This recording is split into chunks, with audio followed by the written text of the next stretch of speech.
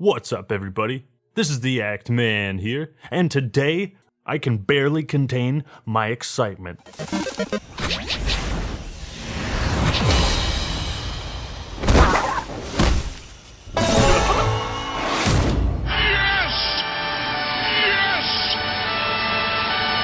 Good lord, I said I wasn't gonna cry. They did it. They fucking did it. E3 is complete. I can die happy. Life is good. Life is really good. It always is around the Electronic Entertainment Expo. It is incredible that after all this time, they put Banjo-Kazooie into Super Smash Bros. There will be a separate video on that, because I have waited so long for this moment, I need time to prepare something special. Now, I won't be able to cover and talk about every game and announcement. If I happen to miss your favorite, then another E3 event has come and gone. The dust is settling, and now the long night, the long wait, begins. But who stole the show? What announcement, trailer, or gameplay reveal generated the most hype? And who's the biggest laughingstock of them all? You stupid. Well, let's take a look at our contenders. The winners and losers of E3 2019. EA Sports. It's in the game. EA started things off by not attending E3 and hosting their own expo called EA Play. EA Play only gives public access out to certain people, specifically those who pre-ordered over 1,000 loot boxes and got all 18 puzzle pieces. Star Wars Jedi Fallen... Yow! The game looks like it plays itself, honestly. I say that in the sense that running on walls and climbing doesn't require much attention or interaction from the player. Of course, they have the generic sidekick droid. Disney and EA can't get enough of that archetype, apparently. Although Force Unleashed kind of played itself in the early levels, so I won't judge it too harshly, but the game just looks hella easy. I mean, the Empire has really downgraded its tech, too. Damn, how'd you make your blaster projectiles even slower? Or shoot slower, please! They must have cut benefits or pay, too, in the Empire, because, man, these guys are just not putting any effort into it anymore. I'll beat your goddamn ass, you son of a bitch! The writing seems decent, animation not bad, except this part in the new trailer. Hey! Who are you? Gotta also love how the spider looks like it's gonna go through the motion of ripping his head off, and then it just doesn't. Guess he wasn't hungry. So, being set after Order 66 is a really cool idea. I'm excited to see what they do with that. Would be awesome to see this main character escape from the Jedi Temple as Anakin and the clone troopers are attacking it. That would be something we had never played through before. Regardless, this is unfortunately Electronic Arts we're talking about, so nothing is ever certain. They could shut down Respawn Entertainment like they did so many others. Look, and I know Star Wars has never had an M-rated game before, which is a fun fact that is actually quite remarkable. But come on, we had lightsaber amputation in the Episode 3 video game. We had it in Jedi Outcast, Jedi Academy. You need it here. It's missing something. It's a fucking lightsaber. It needs to feel like one. I mean, overall though, the demo really nails the spirit of a Star Wars adventure game, and I hope that they can keep that spirit alive when the game launches. We haven't had a legit single-player Star Wars experience in forever. Don't fuck this up, EA. Is this good for the player? So aside from Star Wars Jedi Fallen Order, EA also showed, what was that, Apex Legends Season 2? I still haven't played it. Let's see, something else that's interesting. Not a chance, no, goodbye. Shit, this went on for 3 hours? Tactical oof detected. EA, you guys are very underwhelming this year. But they could have done worse. They could have had Trevor Noah talking about FIFA superfan, Trevor Noah. Okay. Jesus, that EA play left a taste of wet sand in my mouth. You know what E3 needs? Some of that 2K funk.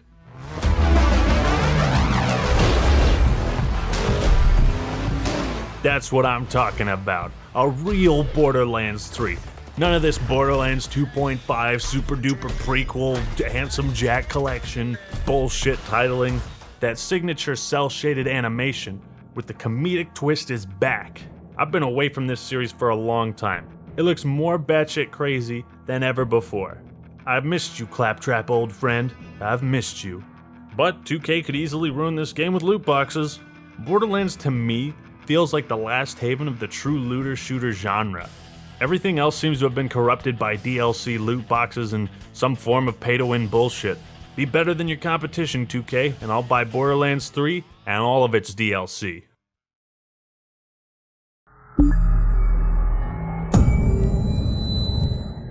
So Bethesda, you're coming off the release of one of the worst video games of all time. This is not a good look for you. I don't even know what's keeping Todd Howard together right now on stage. We have had an incredibly exciting year at Bethesda Game Studios. Given some of that excitement, impressed you're still here. How has he not collapsed under the tremendous amount of guilt and suffering that Fallout 76 has caused? And they fucking announced DLC for it. You know, I love to laugh at this game, yet I can't help but wonder if Bethesda can pull a No Man's Sky and turn this ship around. It's not gonna convince me, and I'm doubtful because Bethesda have been way more fucking sleazy than Hello Games ever was. My entire perception of Bethesda changed when Fallout 76 came out. Years and years of building a reputation tossed aside because they cared about money more than their fans. At this point, I trust them only slightly more than EA and Activision. Oh well, let's fast forward through this bullshit. Oh! They announced where the new Elder Scrolls game is taking place, and it's in Elsewhere? Wait. Nope. I'm over it. Don't care. It's for Elder Scrolls Online. Who gives a shit? Move on. I gotta say, I ain't a fan of MMORPGs, but even if I was, this cinematic trailer doesn't do shit to get me excited or even consider playing the game. And, no news about the game people are actually excited to hear about. The only thing we have is it's confirmed it will launch on the next generation of consoles. Whoop-de-doo? Doom Eternal. Oh, fucking thank God you guys got Doom. Eternal looks orgasmic. It looks like one of those sequels that is exactly what you want it to be. It gives you the exact same thing you loved, but more of it, and better than before. The new movement mechanics look incredible. I am slightly worried about its effect on Doom's formula, but I can't wait to see all the new murder animations and murder weapons. Shut up and take my money. Bethesda more or less would have been a laughingstock were it not for Doom Eternal. I don't know what you guys are doing over there, but you're losing your touch. You are losing it.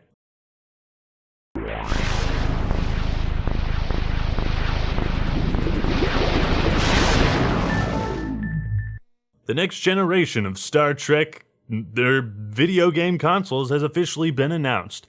I've said it before and I'll say it again. Phil Spencer knows how to make Xbox great again. Cutting-edge hardware and iconic game franchises, that's what I'm talking about. But what's this xCloud thing? Wasn't there a whole big deal made about that with the Xbox One? And then what the fuck happened there? Is this just more mumbo-jumbo talk that doesn't mean anything? We heard you. A console should be designed and built and optimized for one thing and one thing only, television. For one thing and one thing only, gaming. Ironic. That's why it should have been called the Xbox One, because it should have had one focus.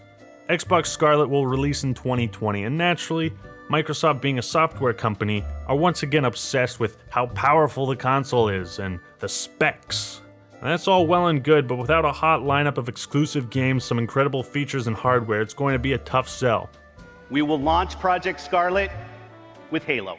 Well, shut my mouth. Halo Infinite is going to be a launch title for Xbox Scarlet. All right, you got me sold. Hey, boo, hip, hip. You didn't have any gameplay to show us, and comes out in 2020. I'm sorry, I can't discuss this right now. Halo Infinite, you're getting your own video. Subscribe to the channel to stay updated. The way CD Projekt Red handles their business is so atypical in this industry that has strived to nickel and dime the hell out of gamers. They are so good at catering to the consumer that for me, I'm instantly down for whatever they make. Whatever they're coming out with, I'll buy it. Please welcome Keanu Reeves. Well, Xbox, you certainly surprised me. You brought Keanu Reeves up in this motherfucker, and he is looking fly as ever. I find it odd people were saying this was awkward and weird. I mean, a little bit, but who cares? That man is the one. He's a legend. And yes, he is breathtaking. The feeling of being there, of walking the streets of the future, is really going to be breathtaking. You're breathtaking. You're breathtaking. CD Projekt Red is gonna kill it once more, with their unique spin on the cyberpunk subgenre. Well, I say I'm an Xbox fanboy, but I don't know anything about Gears of War. So, this trailer, if you can even call it that, what the fuck was that? Huh? Anybody got an answer for me? Was this the edgy emo kids digital media project? Come on, man, you could do better than that. What are you even trying to convey with this trailer? Microsoft didn't really bring anything groundbreaking to the table. I know the Scarlet is a ways out, but even if they had some gameplay to show us for Infinite, I guarantee everyone would have looked at this conference way differently. People seem kinda mixed. I'm always leaning towards the Xbox fanboy spectrum, but I gotta say, they had a chance to blow Sony out of the water this year, and they just didn't capitalize. How, you might ask? Well, it's because... And the aptly named Sir not appearing in this film. Have you seen this company? They went missing and haven't showed up for their E3 conference. Oh, that's right, they didn't host one this year because... they wanted to find inventive opportunities to connect with their community. Okay. So as an Epic Gaming YouTuber, I stay pretty up to date on relevant gaming news, and even if I don't, you guys and gals will almost certainly tag me on Twitter, send me a DM, ask me a question on Discord, which incidentally, you should follow me on Twitter and join our public Discord server. But it seems they already released details on the PlayStation 5? That was like over a month ago? I mean, that's cool and all, not much to say about it other than it's going to be an obvious upgrade over the PS4, but they talked about that in May? I didn't hear a damn thing about it. Not one DM sent to me, not one tweet on my newsfeed, not one message on any of my social media platforms. How the hell does news this big fly so low under the radar? Sony's strategy of not appearing at E3 is a bizarre one. I don't see how they got any more exposure this way or what they thought the benefits of this decision were going to be. After they were consistently putting Microsoft in their place, after they would come out and announce exclusive after exclusive, now they just forfeit all their presence and opportunity to upstage them? Did they just not have anything ready? I have no idea what they were thinking.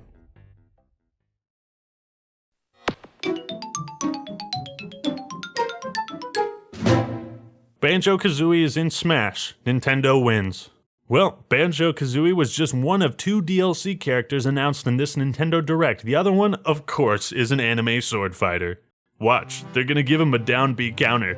Look, as big as Dragon Quest might be in Japan, no matter how deserving the hero is of a spot on the roster, come on, how many anime sword fighters does this game need before you're satisfied, Sakurai?